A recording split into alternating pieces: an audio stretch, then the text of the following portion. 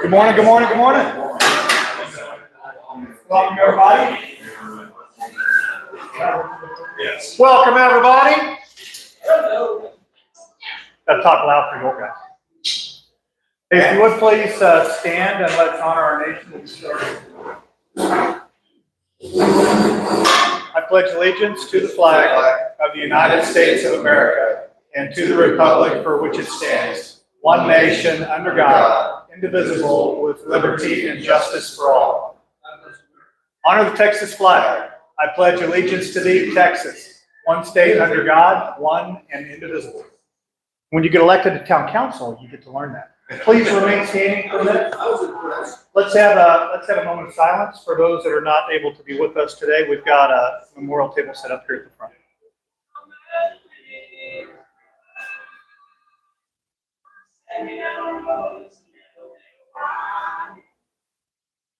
Thank you. You want to grab the sound? Go ahead and have a seat if you would first. Before we get started, let's run around. Let's start in the back and just say who you are and if you served in the military, what branch of the military, and when, if you want to share that.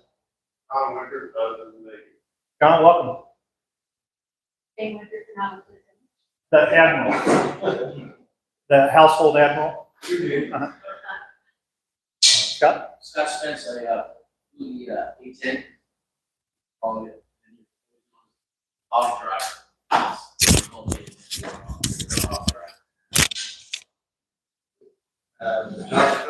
Army. I used to love people. Newest retiree in the EFW area, is that right? September. It will be on the tail end. When did you get back from your deployment? So welcome home. Lou, let's go with you. We'll go around the room this way. Louis Sullivan, Navy, 70, 63 to 73 hours. Lou, Navy, 60, 65, 21 and 72.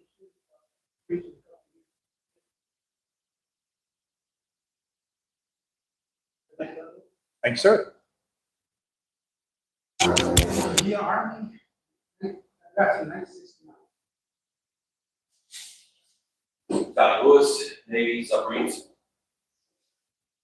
Is it submariner or submariner? Submariner. Submariner. Then why don't we call it a submariner? What's that? When you're on the ship, why don't you call it a submariner? Well, it's kind of, if we want to get into this, we can really get into this. I'm asking because I'm listening to an audiobook and they were talking about the submariners, and I'm like, look, there's submariners. Okay, the submariners for the first one. Jason Campbell, U.S. Air Force at PK. Welcome. Doug Rhodes, United States Air Force, retired, 81, 2005, and GallantFew Investment. Doug's coming with us a week from Monday. We're heading out to Colorado to do some hiking and rock climbing, mountain climbing. Be good. I'm Carl Monger. I'm the founder and executive director of GallantFew, and I'm an Army veteran. You're next. I'm Orion. I came. Hey, welcome. Thanks for coming. Good morning, PK Kelley, Army veteran. Now living in Norfolk. Zach Spallis, served Marine Corps, and now with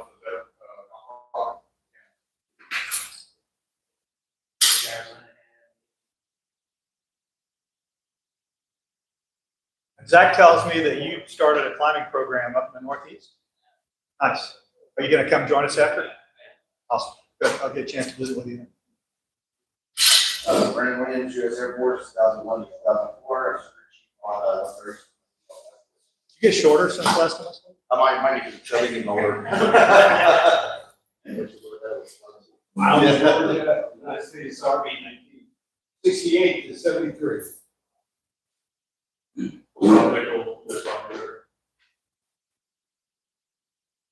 Ethan was our Marine Corps contractor, 3.5 years Afghanistan, 6.5 years Iraq, got back this month later. Welcome. Welcome. Coast Guard, yay! How many of you were drafted? One drafted? Two? Two of you were drafted? All right. So for the young folks that don't know what that means they didn't have a choice to go into the military. They got a nice letter from the president that told them to sign up and get their uniforms. So thank you for your service. When I think about thanking somebody for their service, that's, to me, I got to thank you because the country just said, you and you go, right? And you went. So thank you for doing that. That's part of being a citizen. Absolutely. Yeah. But it's something, in the news recently, they're talking about the possibility of bringing a draft back. And should women register for the draft? And so it's back in the news. But guess what? There aren't very many people now that remember what that was like. So.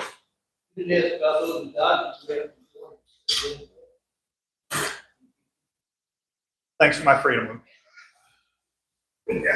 So that phrase, it's been a couple of months since I was here, and I don't remember if I've spoken to you since I did a talk at the American Counseling Association in New Orleans a couple of months ago. And the big topic of our talk was moral injuries. And Tim Spalla, who's a 2nd Ranger Battalion veteran and a licensed counselor in Denver, and I did a co-presentation. We had about, I want to say 250, 300 people that were in the audience. We were really concerned nobody was going to come because we were the last presentation of the day before the conference ended and everybody went home. But a bunch of people stuck around for it, which we thought was really good. So Tim, his story, and I have permission to tell his story, but he was a targeting analyst. And when he was deployed, he would review whatever the targeting package was, and he would go to the regimental commander or whoever the strike force commander was, and he would say, this is a good target, this is a maybe target, this is a bad target, meaning we know the intel's good or it's iffy or whatever. And so a lot of times, some of the raids that they did would go based on his recommendation to the commander. One particular time, they had a couple of bad guys they were looking for. This was in Afghanistan. And he went to the commander and he said, 110% certainty, that's the compound, those are the bad guys, we need to hit it. So they did a raid, he went along on the raid, and they tried to call the guys out. Whatever happened, there ended up being a gunfight, and the males were killed. So he goes up, and his responsibility is to take identifying photographs so they can verify that they got the targets, right? Well, to get, and I apologize for those of you that haven't eaten yet, or maybe those of you that have eaten, but to get photos, he would have to like push their face back together with his boot so that he could get a good photo. That wasn't the bad part. The bad part was that he had to take that photo inside the house, and he had to show it to the women and children to get a positive idea of who that was. And that's their father, right? That's their husband. And he said for about 20 minutes, he was the only one in the task force that knew that they had hit the wrong house. So the guys they killed were not bad guys. It was just one of those stuff happens things. And yeah, and so he's telling the story, and he's got tears in his eyes, and you know the weight of the decision that he made that caused this. And he's reflecting this to all of these counselors in training that are in the audience. And so he talked about how after he got out of the military, he wrestled with depression, he became suicidal. He ultimately, what he found was psilocybin, which microdosing psilocybin helped him. He called it the God window, but it helped him. That's what got him into counseling. And that's what his practice in Denver is based on now is microdosing. The last day of our trip out there, we're not going to microdose, so don't get your hopes up. But, I mean, if you want to work something out with him on the side, I guess. Speak for yourself. But we're going to do a sweat lodge. There's an American Indian group out there, sweat lodges with Tim, so we're going to go do a sweat lodge. So anyway, he tells this whole story, and so now it's my turn, and I stand up in front of the audience, and I said, so new veteran walks into your counseling practice, you're getting to know them. What do you say when you find out they're a veteran? What do you say? Thank you for your service. Like, Tim, thank you for your service. And the shock on their faces was like, you just thanked him for killing those people. And Tim's like, how do you think I feel when somebody thanks me for that, right? If you were a B-20, a B-52 pilot, Vietnam, and you carpet bombed sections of Vietnam, and somebody thanks you, I mean, how does that resonate with you? And so what I told the counselors is, you just thanked him for his service. You just told him you don't understand. He's not going to talk to you. End of story. He's not coming back, right? So that's one of the reasons why we did the talk, is because we've got to educate counselors, therapists, psychologists out there on how to develop a relationship with that veteran, not derailing it from the beginning, right? And that's probably one of the worst things that they can do. So what's interesting is that about 5 or 6 years ago, I don't remember where I saw it, but I saw, it was either a blog or a video where somebody said, don't thank me for my service, thank me for your freedom. Because whatever sacrifice I made, it was for your freedom. If I did bad things, it was for your freedom. So that made a lot of sense to me, and I started doing that, and I started talking about that. And I had some pushback from some people that were like, well, that's, why do you want to change that? I want to say thank you for your service. Then I heard Tim's story, and I'm like, it makes crystal clear sense to me why you don't do that. So to educate the public, that's one of the responsibilities we have as veterans, is to educate the public on how to take care of veterans. And one of the ways is, and tell Tim's story, but tell them, thank you for my freedom, not thank you for your service, is the appropriate thing. Or what was, at the end of every presentation, you had that 200 or 300 people in the audience. There's that 15 minutes after you're done where everybody wants to talk. After your friend did his share around that, what was that 15 minutes like? Oh yeah, it was a half an hour. We had a line of people. That had to have been pretty intense. Yep. Yeah, so anyway, thanks for letting me tell that story. What do we have for announcements? We don't really have anything on the agenda for announcements. But I like the Scooby-Doo laugh.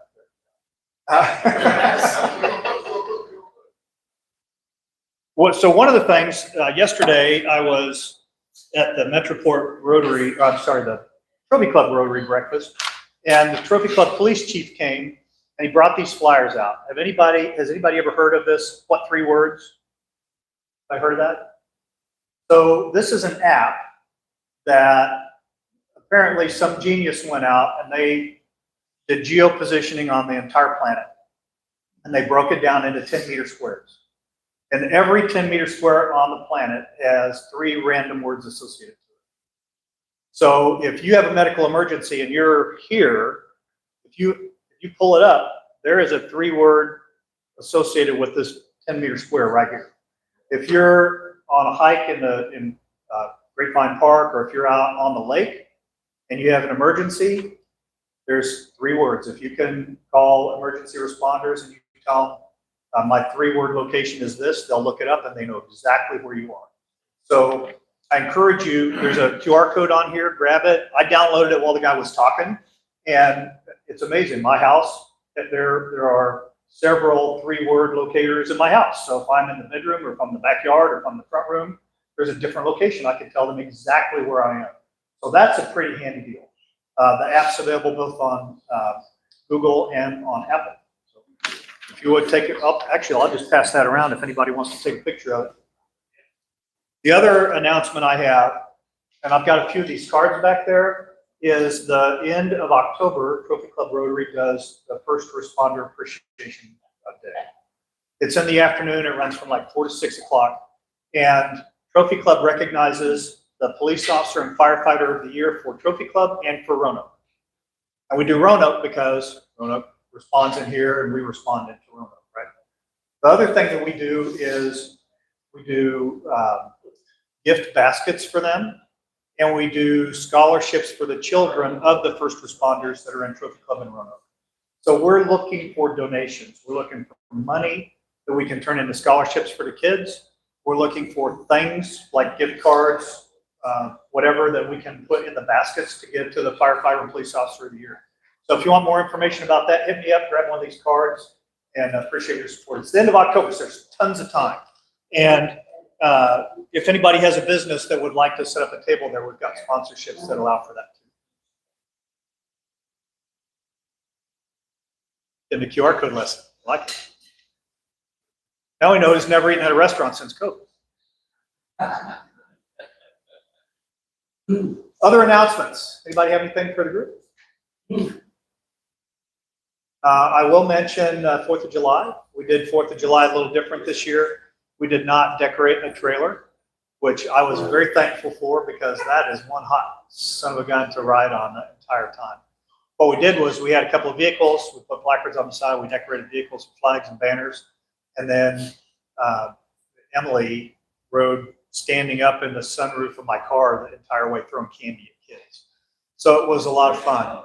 Next year, 4th of July, what I would really like to do is if you know anybody that has an antique military vehicle that we could put in that mix, if somebody had like a 2.5 or 5 ton or something, we could throw a bunch of veterans in the back. I think that would be really cool. So if you know of anybody, just keep in mind 4th of July is a long ways away, but it always sneaks up on us and we're like, oh crap, next week we got a parade. Who wants to be in the parade? And I'd rather not do that. It's basically a short bed version of it. That would work. That'd work. Okay, anything else? You want me to introduce PK? I thought you were going to introduce PK. Come on up. Let's welcome PK. PK is a 2nd Ranger Battalion veteran. I've known PK for a long time, like right since GallantFew started. When I met PK, he was a law enforcement officer in Arkansas, right?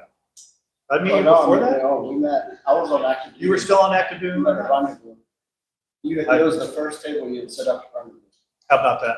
I totally forgot that part.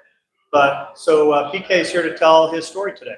And if you would put that microphone somewhere on your T-shirt, we should pick up some sound. I'm gonna make sure that it's working. All right, so I use this same slide deck for other things. So there's a lot of them, and so we're gonna burn through them.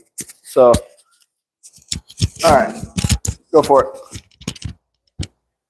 So I grew up in Flower Mound, not far away from here, across the lake. Very fortunate. Moved here in 2000 from Alabama. My father's job brought us here. So does anybody know the building on the left? Did y'all visit that? It's been around for a long time, but that was where I swore I didn't know if I was going to get out of there or not. But that's the MEPS building in Dallas. Not a lot of fun happens there. So basic training, I actually went to basic training at Fort Leonard Wood, Missouri. I had a original career path that I had a Ranger contract, but I was going to be a medic in Ranger Regiment first.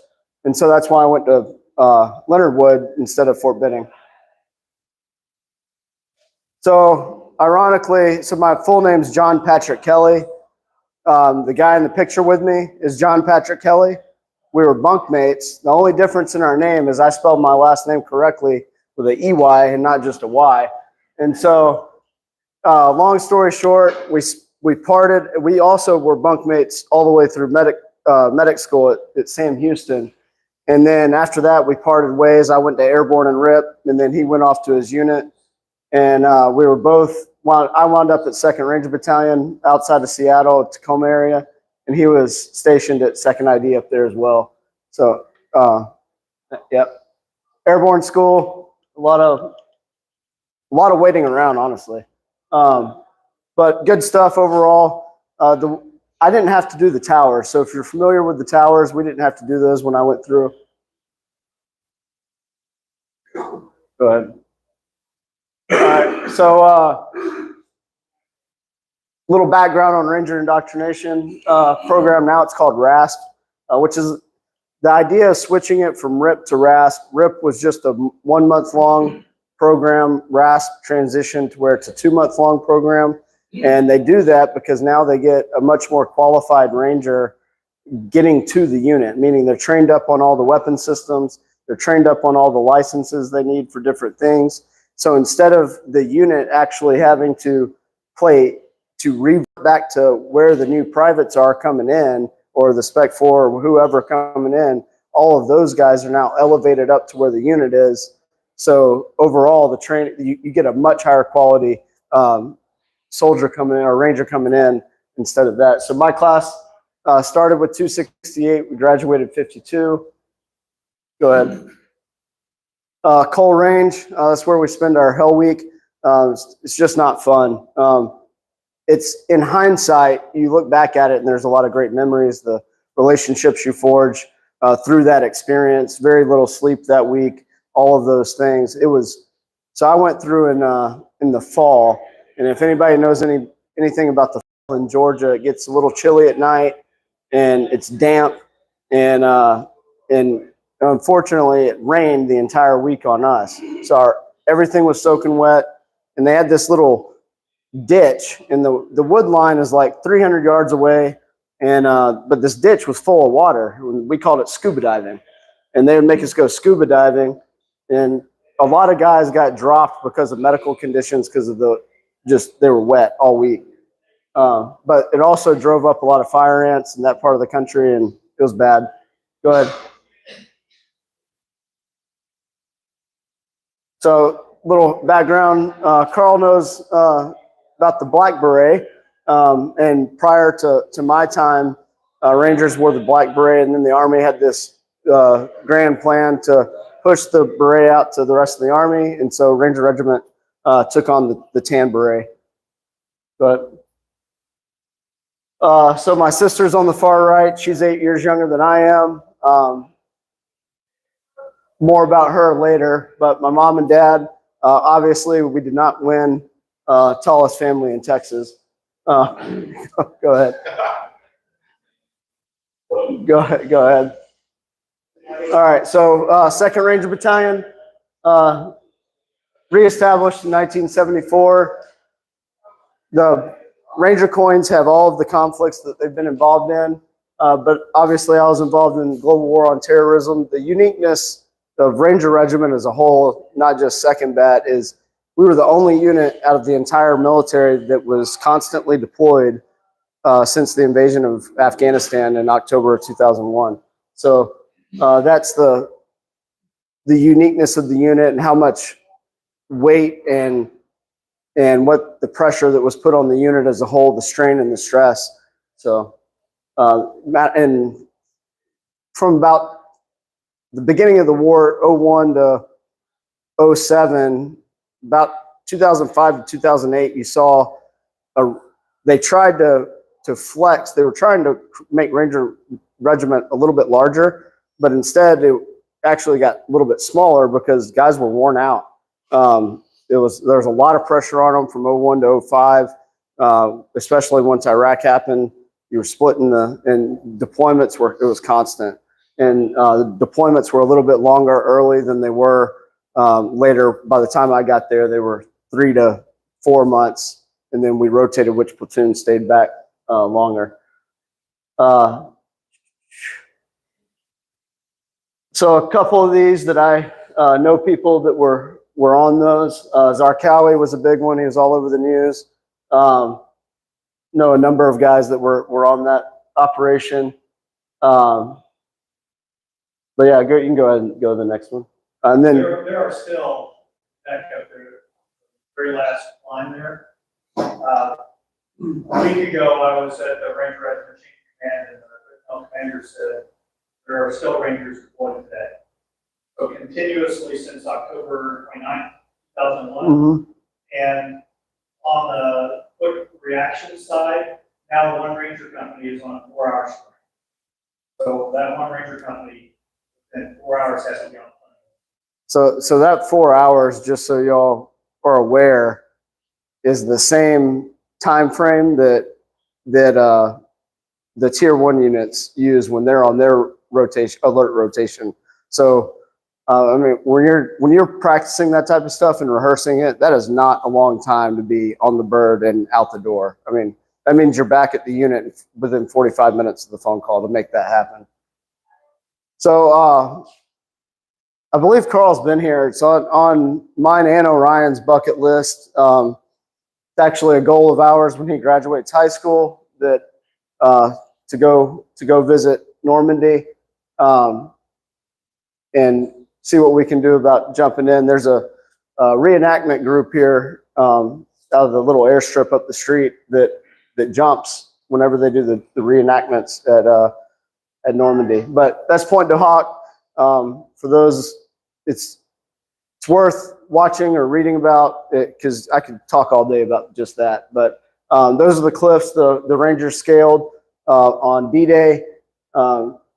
Obviously not a fun task, but they accomplished the mission, which in itself is major accomplishment. But the uniqueness of and the reason I put the picture in there that zoomed out a little bit is it was such a strategic point where you had all the beachheads that the U.S. was invading on one side and then the rest of the Allied forces on the other. Go ahead. Make a comment on that location. Mm-hmm. I just recently read and didn't know, first of all, it was 98 feet high. And I often wondered about how you got the grappling hooks to the top. And I saw a picture of they actually had some landing craft of some kind with launchers on. They fired the grappling hooks off the launch. Mm-hmm.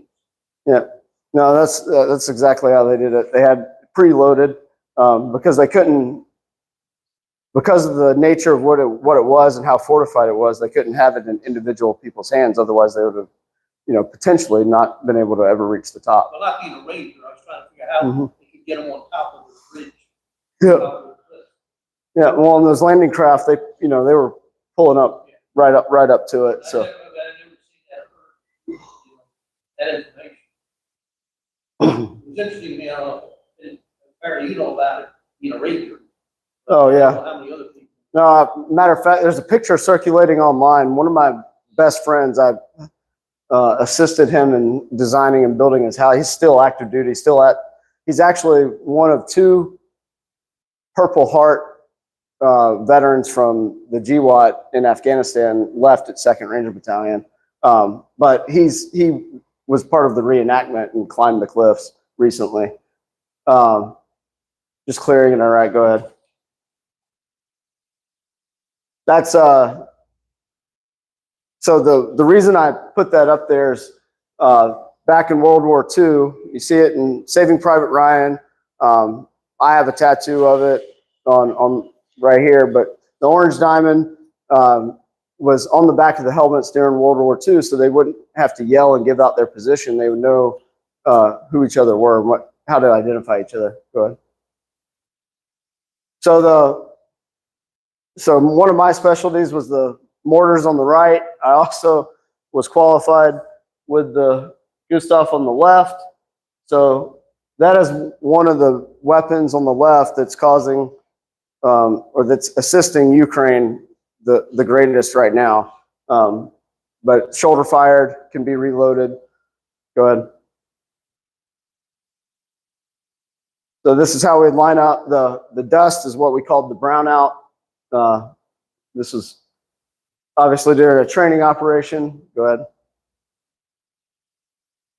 So my deployments, I spent most of my time in that little corner on the Pakistani border in a town called Coast. I was at Fob Salerno, and then I did a lot of operations out of right around the corner out of a camp. It was called Camp Chapman, which was also like a CIA annex, and did a lot of other stuff out of it. The reason I bring that up is they had a operation or a unfortunate incident. A suicide bomber killed a number of CIA folks there in one day. The guy walked. It was a meeting that should have never happened. It was a failure of leadership ultimately because the situation should have never gotten to that. So spent my last trip in Kandahar. That was a unique experience. We supported Marines in Helmand out of that. We did a lot of work down south. If you notice where Kandahar is at, most of our operations were either in Kandahar or along the Pakistani border, and then into Helmand. Go ahead. So I guess the best way to explain a lot of Afghanistan is a lot like Colorado.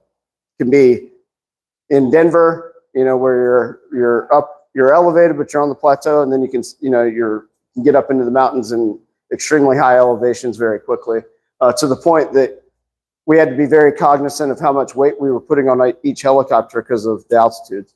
Go ahead. At night, go ahead.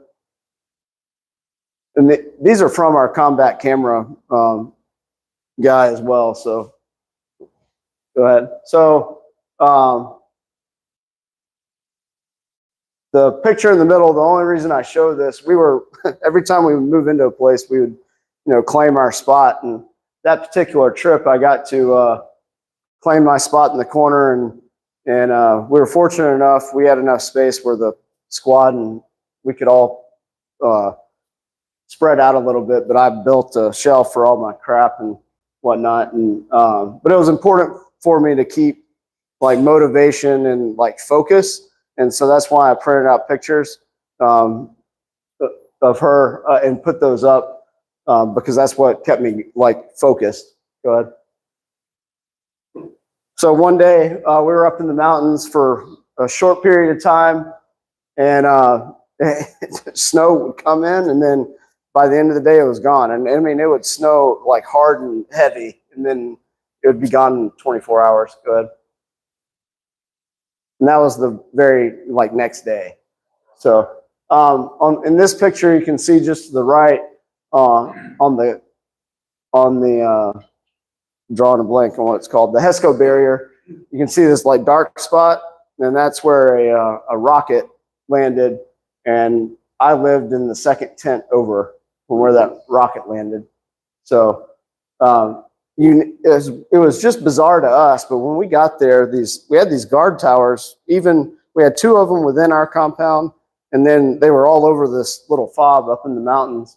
But you could see out of these guard shacks, but they had windows in them that you couldn't open, so you couldn't fire out of them. So like if you were taking on fire, you couldn't return fire. It was the most bizarre thing.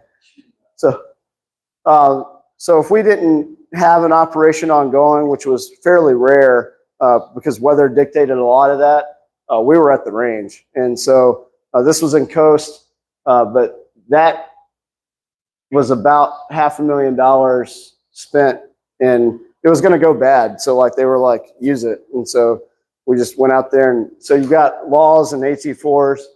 And so we never left, not like regular brass that the Army would say, leave it, let the locals pick it up and they'll trade with it and stuff. We didn't leave those behind. Go ahead. On the airstrip, that's in Kandahar. Go ahead. That was my roommate. So that monocle that he's wearing was actually, it was new technology back then.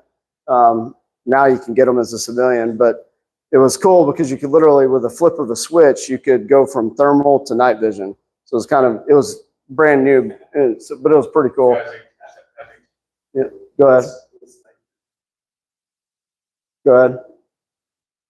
So, believe it or not, a lot of what we did and what we would find on operations was drugs, whether it was black tar heroin or weed or whatever. That's what this was. Go ahead. Go ahead. Go ahead. So the laser at night, that's what you see that's illuminating everything. Go ahead. It's not going to. Go ahead. No, go ahead. Don't have time for it. So in 2011, to kind of set the time frame, I'd recently gotten back from deployment, and then there's also the same year I was supposed to ETS. And so Andy, he's from Garland, Texas, He's friends with my ex-wife, went to high school with her, and I was more or less his mentor. And long story short, he was killed up in Kunar province. ID killed him and everybody but one in the vehicle. So killed right at his 20th birthday. Was killed on May 23rd, 2011, and I escorted him home. Go ahead. So that's Andy and his dad. Go ahead. Go ahead. And he was killed 9 months into the Army. So for years, I held a lot of resentment against leadership and other folks. He shouldn't have been in the situation he was in. So go for it. Go ahead. It's at his funeral on the left. He's buried at DFW National. That's his mom holding that poster on the right. So every year, Memorial Day weekend, if I'm in town, which I usually am, I go down to Dallas and I carry the load with his family, and we go find his poster. So it's her favorite day of the year. So we enjoy doing that together. Go ahead. So really the meat and potatoes. So that happened May, and then quickly I was out. So I didn't get back to Fort Lewis until mid-June. By the time the funeral was over and all of that type of stuff, I had less than 60 days before I was out of the Army. And I just never had time to process whether it was guys on our deployment or any of that. And the unique thing, like when you're deployed and you lose somebody, you don't get the chance to go to their funeral and like actually go through a grieving process. I mean, you're on an operation the next day or whatever it may be. And so that sticks with you. And so I have it on my bucket list to actually go to every place that my friends are buried at across the country, because I've never gotten to do that. And so go ahead. No, you're good. So I got out, and the biggest mistake I made is I moved to a place that I didn't know anybody. The only person I knew was my ex-wife. So that's Dixon Street in Fayetteville. I bring that up because I spent a lot of time on Dixon Street. So go ahead. Went to work for Walmart. Worked for them for a little bit, doing protection stuff. Go ahead. That's the original Walmart store, the 5 and Dime. So only reason I show this is I've always been my father and I like to do stuff together, and he was one of those before the internet and YouTube had those like, remodeling for dummies books or what, all those different types of things. Well, I enjoyed doing different stuff and building things. Well, I made this table, and I've since long gotten rid of it, but and then I grouted it in and then put a piece of glass on top of it. But it shows where my priorities were and like what I did when I got out, which I drank. So go ahead. Those are beer. Yeah, those are beer bottle caps. So loss of purpose, and it really just didn't make sense to me at the time. I was kind of spiraling without really realizing that I was spiraling, because it didn't happen like fast. I didn't hit a rock bottom quickly or anything like that. It was taking time. Go ahead. In 2014, that kind of changed again. I wasn't doing just a job anymore. I was back in that kind of protection role, became a police officer. But life isn't static. Things don't stay the same. And then, long story short, that changed too. Go ahead. But I did find purpose as an officer. I love serving. I love the job. I hate being in an office every day, all day, doing the same thing. I like that constant change. Go ahead. Go ahead. Go ahead. Go ahead. So kind of the moment that things really changed for me in a good way, because I wouldn't be where I'm at now without all of this happening. A student at a dangerous driving area of the university. It was raining on a Sunday night. I wasn't even supposed to be there. I took a shift for a friend that was having some marital issues, and then I worked a double. So I worked my night shift plus his mid shift, and head-on collision, entrapment. He was a freshman. It took the firefighters 27 minutes to cut him out, but because of my size, I was the only person that could fit in the vehicle. And so I took off my gun belt, my vest, and I climbed in and the engine block was literally like sitting on his lap. He had bilateral compound fractures to his femurs, and then he hit the steering wheel so hard that it put just a hole where his navel cavity sits, and it was spitting blood. And me and the firefighter were sitting there passing the gauze back and forth to wrap his head. And then I was actually in the hospital room. I rode with him in the ambulance because they needed help like stabilizing him. And I was in there when they started to reset his legs to try to get blood flow back to him. But it changed me. It took me right back to Afghanistan. And that was like, within a week or two, I put myself on light duty. But then I started drinking even heavier. Go ahead. So what I realized as things kept building and getting worse for that bit of time, I had suppressed like my emotions and not dealing with things and whatever. I was utilizing the wrong tool, which was alcohol, for years to deal with the feelings and push those away. And ultimately, I resigned from the police department due to that. It felt like it wasn't for me anymore. And then I kind of started down the path and the journey to where I'm at now. Go ahead. So GallantFew has been a big part of that. Carl, a lot of personal gain through different things tools that I've put in the tool belt, so to speak. And then went through the Warrior Path program. It was an 18-month-long thing, and it was good. Mike Schlitz has been a big part of that. For y'all that have been to GallantFew events, you may have been around him or gotten to know him. Go ahead. So 2019 was going through a divorce. This is where everything kind of came to a head, and I hit like my rock bottom, if you will. So drinking, went through the divorce, and then I got arrested at my front door for DWI on the Army's birthday. That was June 14th of 2019. But I don't even call it the arrest anymore. I just call it the intervention. Go ahead. It's not on my record. I'm grateful for that, but it's not for no other reason than I'm fortunate. Somebody helped me out. I didn't go through Veterans Court program. I have gone and given this speech to Veterans Court, but I was fortunate. But I did all the right things. So July 8th of 2019, I had my last drink of alcohol, so I've been sober since then, which is a little over 5 years ago now. But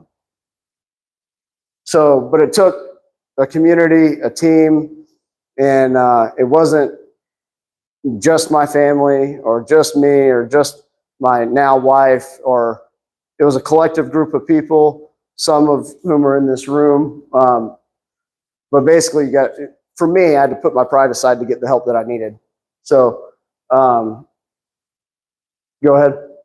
Need to update this. Since the time I was a police officer, I also had a business up there, but I've been an entrepreneur. Go ahead. That allowed me, and this is where things kind of came full circle for me. In 2021, during the withdrawal, I got to take part in that. I was asked to be a part of it and help a friend of mine from Ranger Regiment. He served in Ranger Reconnaissance Company, and he's an outstanding man, great, mentor, and just awesome Ranger. He's a Ranger for Rangers, if that makes sense. That type of guy, but he's also a Silver Star recipient. He stood up Project Exodus Relief and asked me to help him. We did that.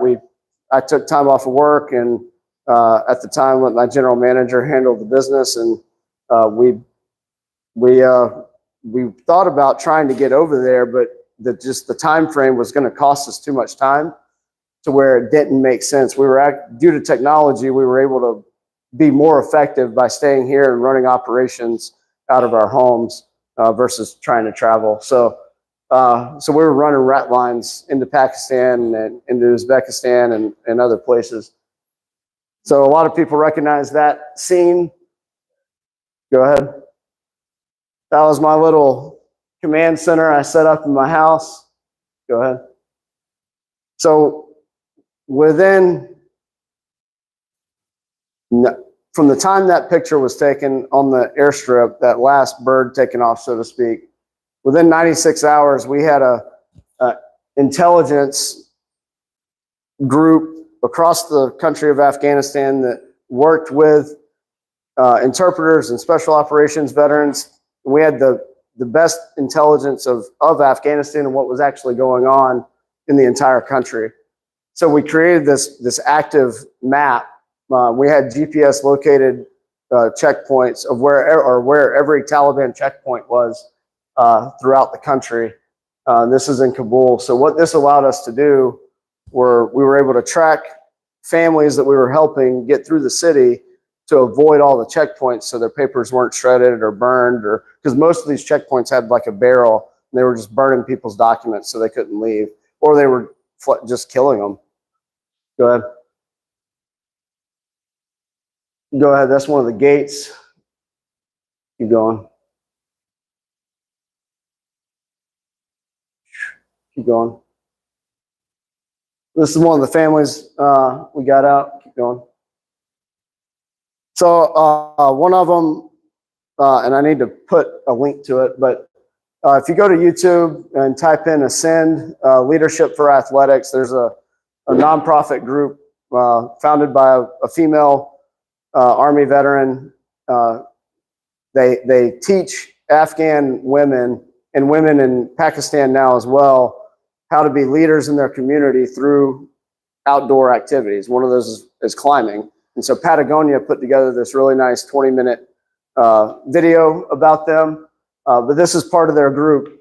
And we were very fortunate. We were able to, my sister's the one that actually put me in touch with that executive director of that organization because she followed them. She's a big rock climber in Colorado. And all right. And so that's them actually sitting outside the gates at the airport in Kabul and waiting for us to be able to get them. We had direct communication with the gates, and we were trying to get them in. But we got out all 130. So basically everybody and their families that wanted to leave, we were able to get them out. Go ahead. Go ahead. So all of that was like the type of documents we had to use to be able to vet people. There's a lot of I mean, there are some people that got through the cracks that don't need to be here. It's just and we are tracking those people now. So this was kind of the plan that we set up at the airport. So on the way to the airport, we'd have people stop at the market and pick up a head wrap of the same color for every single person in their group. So we had a 3-phase like security set up with the folks at the gate. So it was the color of the head wrap, their name, their last name, their family name, and then a code word. So this is on a C-17 as he's leaving the country. Go ahead. So he's an artist, and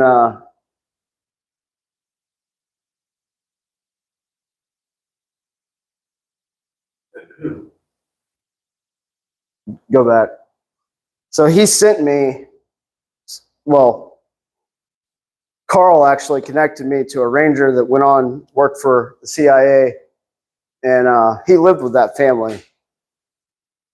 But he had sent him all these paintings that he had and that he had done in Afghanistan. And the one on the left is And National Geographic years ago had what they considered the most beautiful woman in the world. He painted that, and it was because of her eyes. And that's that picture on the left. And so I have that at my house now. But he lives in California now with his family. Go ahead. Just documents of folks that we were able to get out. Go ahead. And you can imagine 20 years in one country with us, all the fobs, all the things that it takes, all the support, and kind of the way the U.S. government tries to do things through economic development and driving that, the amount of people that work for the U.S. government throughout that time period. So this was kind of the chaos at the airport. Go ahead. Memorial Day, these are guys that I knew from Ranger Regiment and others. So when I when I arrived at Dover to pick up Andy and escort him home, my drill sergeant from basic training at Fort Leonard Wood was killed on the same day in Iraq. And so when I was there, they didn't have anybody there yet to positively ID him, and I was the one that did that. Any questions? But yeah, that's it in a nutshell. I say that, I bring up the stuff with Afghanistan because I was like full circle for me, because if I was still drinking and going down the path that I was on prior to getting sober, that would have never even been an option. So that for me, I'm more proud of what we were able to accomplish as a group of veterans that were civilians trying to help the people that helped us. I'm more proud of that than anything that we did when we were actually there. And I'm grateful for it, because for me, it cleared my mind a little bit. I was able to close a chapter to a certain degree, and much more so than before. But I wouldn't have been able to do it if it wasn't for sobriety. So.